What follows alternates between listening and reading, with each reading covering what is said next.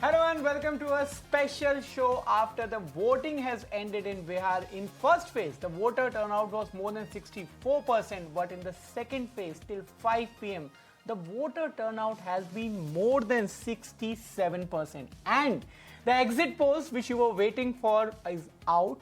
We have the data from Times Now JVC, which is giving a clear-cut edge to NDA. The numbers are on your screen. You can see the Times Now JVC is predicting that 135 to 150 seats are going in favor of NDA, while Mahagathbandhan is likely to get 83 to 133 seats and others may get 3 to 7. There are other polls as well as Metris, which is also predicting up to 167 seats in favor of NDA. Mahagathbandhan is getting 70 to 90 and others are getting 2 to 9. Similarly, People's Insight is also giving an edge to NDA with 152 seats in favor of NDA, and Mahagathbandhan may get maximum 98 as per their prediction, and Jan Suraj and others may get 3 to 7. News 24 is also predicting wave in favor of NDA. So overall, we have taken a mean in poll of polls which is suggesting 140 to 157 seats in favor of NDA, while Mahagathbandhan is likely to get, as per poll of polls, 80 to 97 seats. And Ankita, now it seems like if these exit polls are true, the wave is blowing in favor of NDA. Absolutely. In fact, Ankur, this is going to be an end of an era, because in Bihar is Nitish Kumar. Nitish Kumar is Bihar. He's been the supremo and he's been there for the last 19 years now. And this obviously will mark an end of an era. We don't know it is going to be an end or not because the official CM candidate has not been chosen by NDA. But to discuss these exit poll numbers, we have two prominent personalities. We have Aarti Jerath as well as Anand Mishra. Aarti and Anandji, welcome. My first question to you, Mr. Anand, does this exit poll numbers surprise you? Bihar always shows surprises. One thing we have to keep in mind, in all the Bihar elections, there are always three pillars: JDU, BJP and RJD. This time, with questions being raised on the health condition of Mr. Nitish Kumar and Prashant Kishore adding a new angle in Bihar polls, people were expecting some kind of unprecedented result, some kind of a new result. But if the numbers which you are telling us, if the numbers are true, which means that people have voted for stability. One more thing I would like to add here, we also visited Bihar in the run-up to this election, and we were surprised to find there was no anti-incumbency against Nitish Kumar. So that was quite amazing. Somebody who has ruled the state for 20 years and defying all the existing political theories. Here is the chief minister against whom there is no anger on the street. You don't find people criticizing him on the ground. So that possibly has helped NDA to a great extent, to his strong base among the EBCs and others. Right. I'll take a leaf from what you said, and Aarti, coming to you. Like I mentioned, a lot of people are saying that this is perhaps the last, it's an end of the era for Nitish Kumar, because it is largely expected that perhaps he's not going to get elected. But what about the CM candidate? Who are the possible candidates for that prestigious position? Because Bihar has been ruled by Nitish Kumar for the last 19 years. Well, I think firstly, we have to see the breakup of the numbers of the NDA between the JDU and the BJP. I mean, last time the BJP got more seats than the JDU, but they were forced to make Nitish Kumar the chief minister because of his popularity and, the hold he has, amongst women and, the EBCs. This time, I don't know what is the difference between the two because we don't have a breakup. And if, JDU is nudging the BJP in terms of figures, because remember that they fought the same number of seats. If the JDU is nudging in the BJP in terms of figures and they're and JDU is close to, BJP, I think it's going to be difficult to deny Nitish the chief minister's post.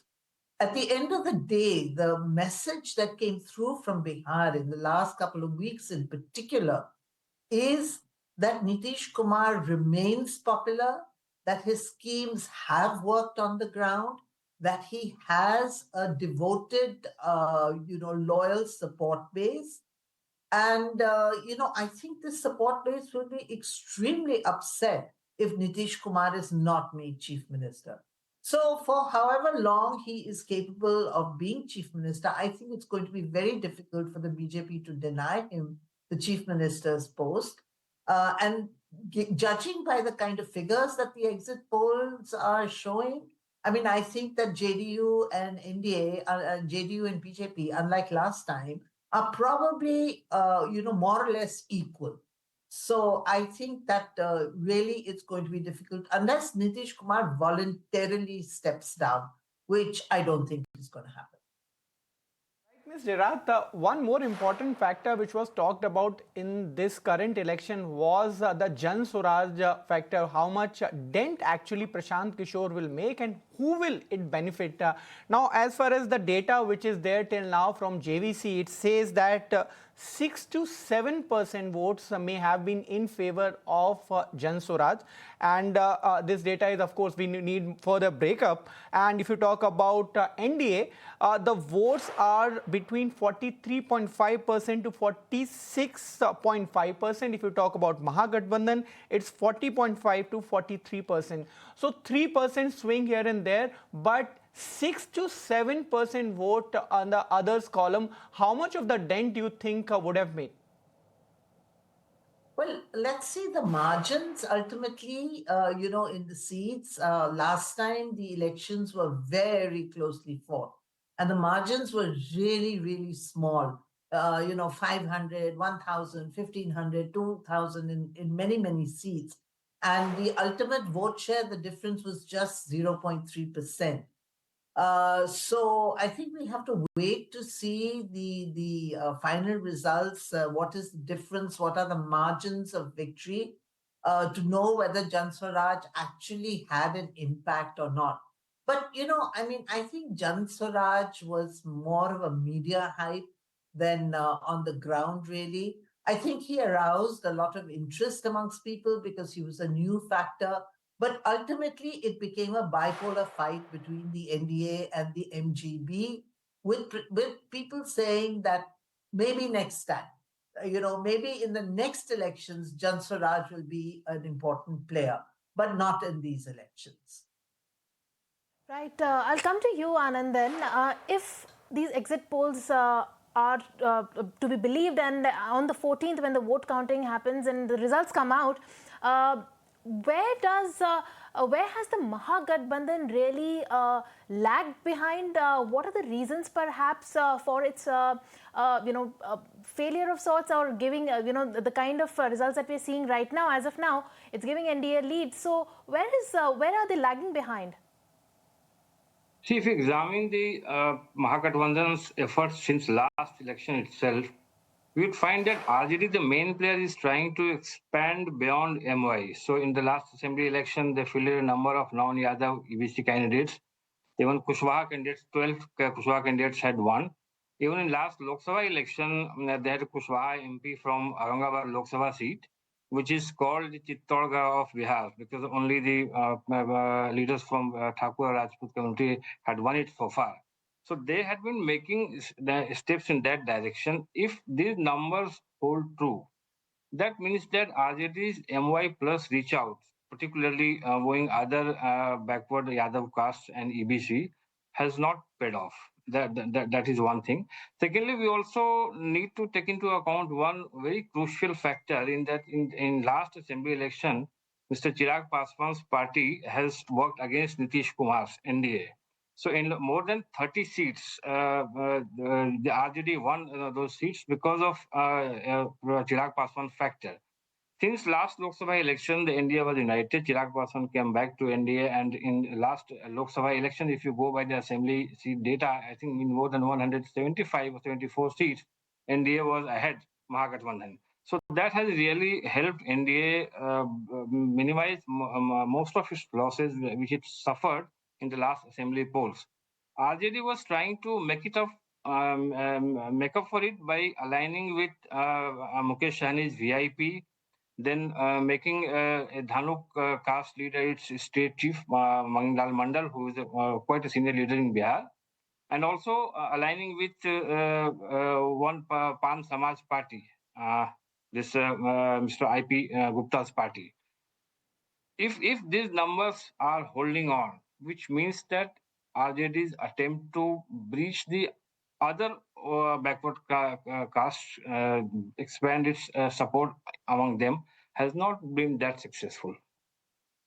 Right. Just a few more exit polls are out, and I'm yet to see any exit poll which is giving lead to Mahagathbandhan. The closest I can see is People's Pulse, where Mahagathbandhan is getting up to 101, while NDA is getting 133 to 159. Similarly, Chanakya Strategies is giving Mahagathbandhan around 108 seats, that is the upper end, and NDA is likely to get between 130 to 138.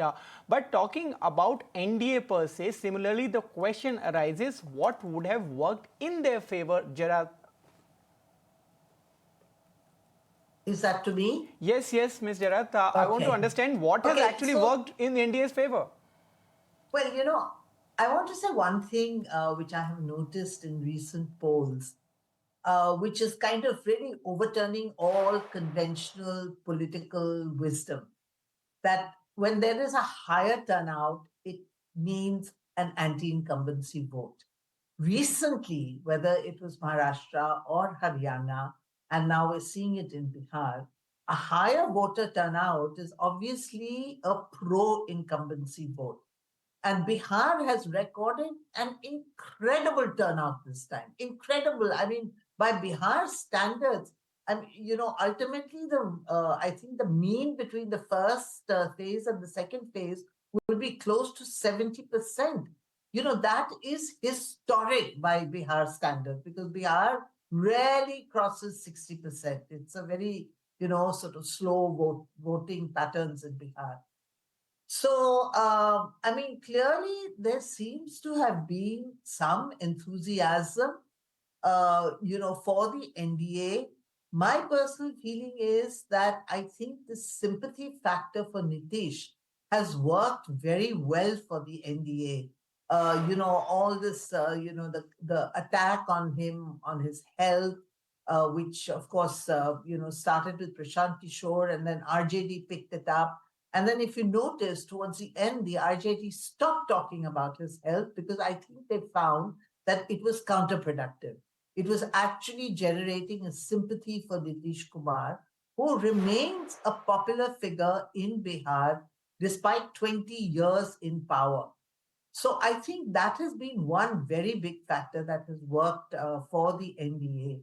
Nitish Kumar's personal popularity, his solid hold over his loyal voters, which is basically the Mahadalits, the EBCs, and women. And of course, there was that bonanza that they announced for women, 10,000 rupees, just before the model code of conduct came into effect.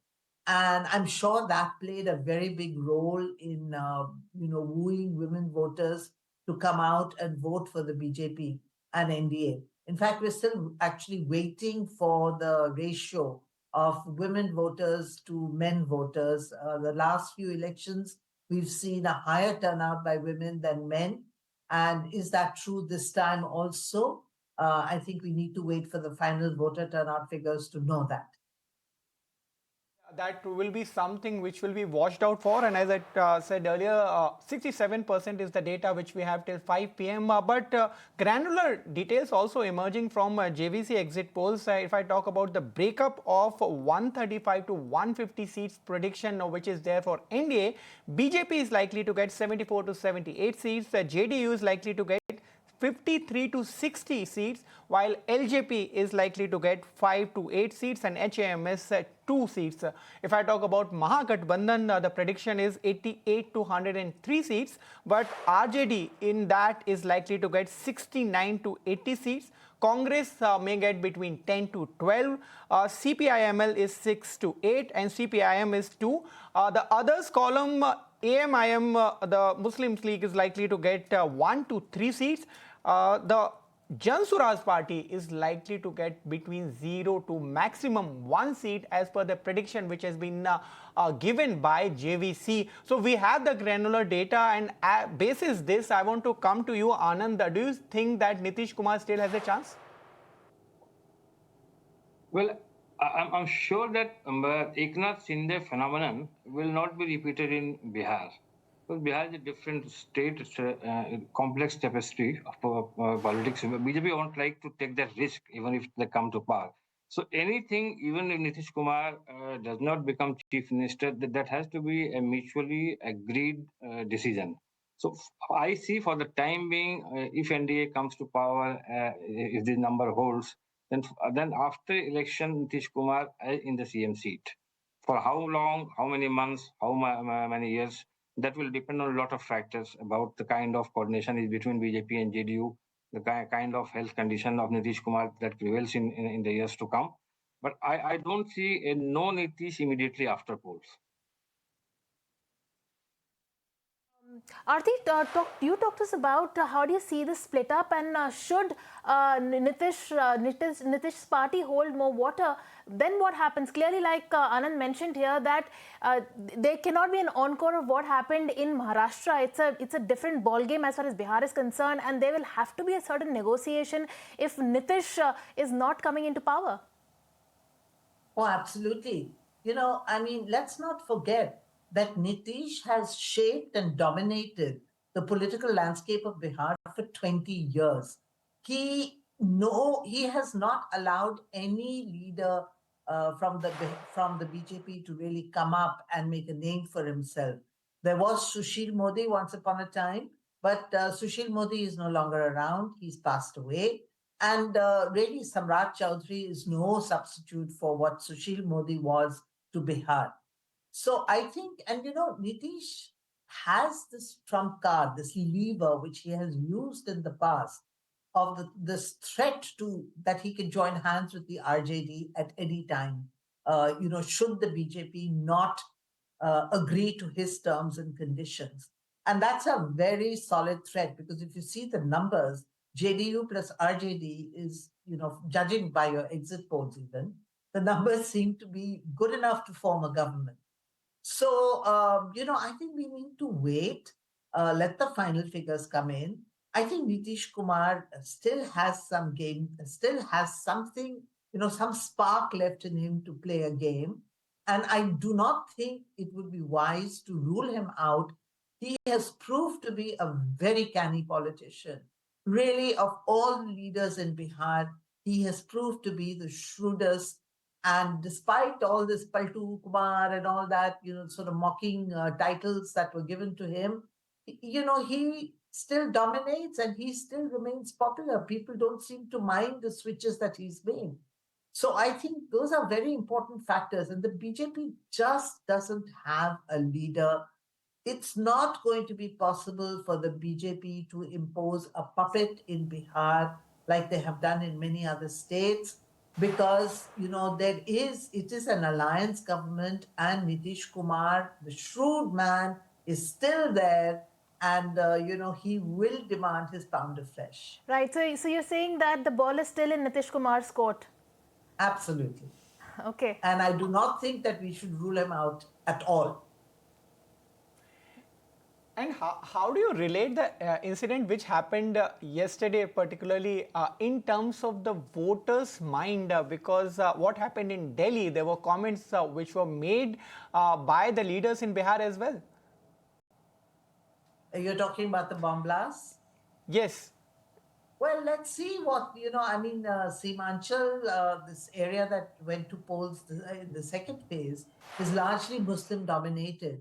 I don't know whether what happened in Delhi, the Delhi events, kind of consolidated the Hindu vote. The BJP did make an attempt to polarize in that area by talking about infiltration, Ghuspetia, and so on. It didn't work. And actually, they abandoned that slogan, that campaign slogan very quickly, and, sort of turned to development, jobs, and, the issues that the opposition was raising. But it is quite possible that, there has been a Delhi impact. on the second phase, which may also account for the larger voter turnout in the second phase. It's incredible. I think ultimately 67% is at 5 p.m. Ultimately, it'll probably cross 70% when the final figures come in, which is an incredible turnout for Bihar. So maybe the Delhi events did have an impact. And I think what the BJP would be hoping for is that it polarized the Hindu vote, consolidated the Hindu vote in the NDA's favor. Right. Let's talk about the issues. While Mahagathbandhan was promising the government jobs, NDA-led alliance did promise about the jobs as well. So both the sides' promises were made. But Anand, what do you think would have resonated more? Do you think the promises which have been made by the NDA is applicable? See, the electorates in Bihar are very practical. I'm telling you a personal incident. I was traveling in the Magad region of Bihar, and I met one of the beneficiaries. I talked about these promises and counter promises by RJD also, and the woman told me, why should I become a ghost before I die? So basically, she was saying that there is on one hand there is delivery of promises, and on the other hand there is promise of soaps. So why should I go for something which is lies in the womb of future? So that thing was there. Nitish Kumar was considered a man who delivered on the promises he made, whether it is by giving bicycles to girls, school-going girls, by reserving 50% seats in panchayats for women, and now this 10,000 rupees per month in under the GVK scheme. So these schemes have worked well because their delivery had been made. That is one thing. And secondly, the social structure of Bihar villages is such that security is not a pan-state or national issue. They also want security from the dominant castes. So this factor was playing against RJD. If these numbers hold on, then I'll accept that Tejasvi Yadav's very serious and sincere attempts to counter that perception did not work on the ground. Thank you so much, Ms. Jairat and Mr. Mishra, for joining us on this show and weighing in on what can perhaps be the outcome of this Maha election that's been underway in Bihar. On that note, we're completely timed out in this edition of Battleground Bihar. In the special edition, Ankur and I will take a leave. Thank you so much for tuning in.